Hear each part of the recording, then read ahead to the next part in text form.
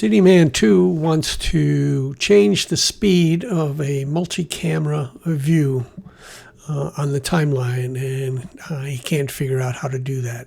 Let's take a look at a couple of ways that we can accomplish this. Now, sadly, today, for some reason, when I try to sync all of these on the audio, I do get a failure.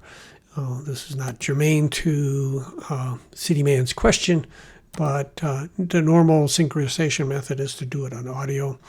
And as you can see, synchronizing by audio doesn't work. So I have to use a different method. And I'm just going to use Control Z to undo that. And what I've done instead is I've placed a marker on a spot in the videos where I know all three of them synchronizes. So I've manually set my sync point. So now we're going to go ahead and do it one more time and then create a multi-camera clip. But instead of using audio, I'm going to use the first frame marker.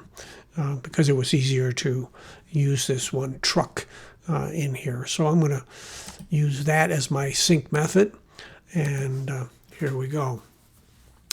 Now we have it quickly synchronized, no issue at all. And we have our multi-camera view if we go up here. And we can see that here are the other two videos. And let's just go into them, and let's go ahead and restore those two to their normal size. And I'll just go here and transform and do it back. And we'll transform that one. Okay, so now we have three full screen shots here. So anyway, this was just a little sideshow.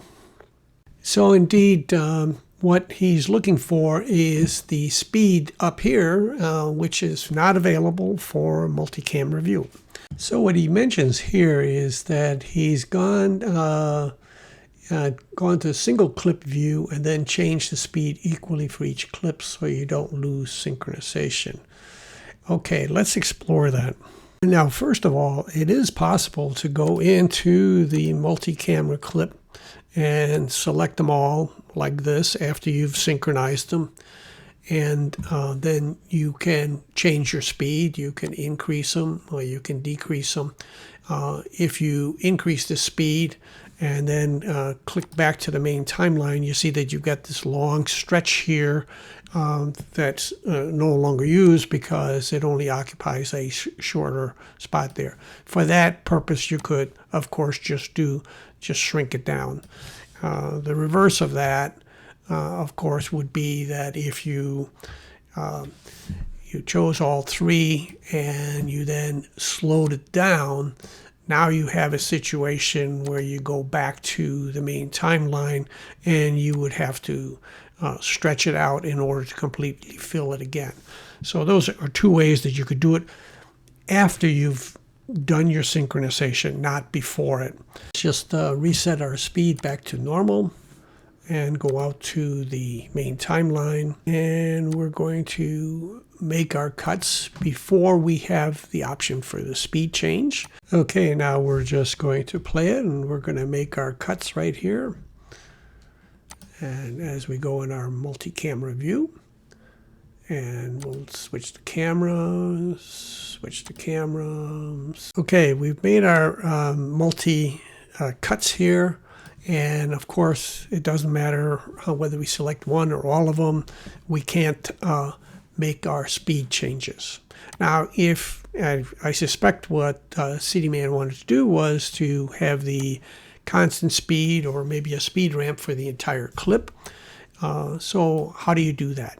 And here's the secret sauce. The setting on the main timeline, and we can see the entire clip, the whatever has been put into the common clip.